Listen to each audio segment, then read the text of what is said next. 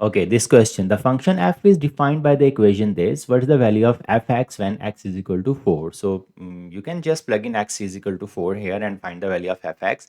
But of course, we are trying Desmos here. So first we use fx is equal to 7x plus 2 in the Desmos. Fx is equal to 7x plus 2. Fx is equal to 7x plus 2. All right, here we go. We have the line. Now we have to check x is equal to 4. What's the value of fx at x is equal to 4? So x is equal to 4, give us another line. And there you go. Where they are they intersecting?